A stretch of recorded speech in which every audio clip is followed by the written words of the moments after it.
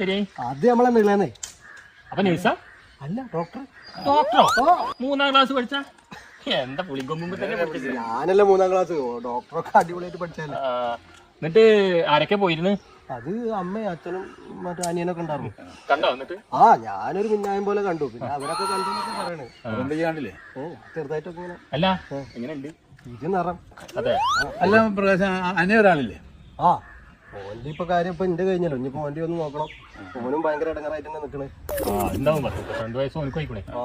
പിന്നെ ഇതൊക്കെ കഴിഞ്ഞിട്ട് വേണം അച്ഛനും നോക്കാം. അച്ഛനോ? അച്ഛനൊക്കെ നോക്കുമ്പോ അമ്മ വിഷയാക്കൂലേ? അമ്മന്നല്ലേ മുൻകൈ എടുത്ത് നിക്കണേ. എന്ത് ഫാമിലിയാ ബെല്ല ഫാമിലി? അച്ഛന്റെ കല്യാണത്തിന് അമ്മ മുൻകൈ എടുത്തിട്ട്. കല്യാണത്തിനോ?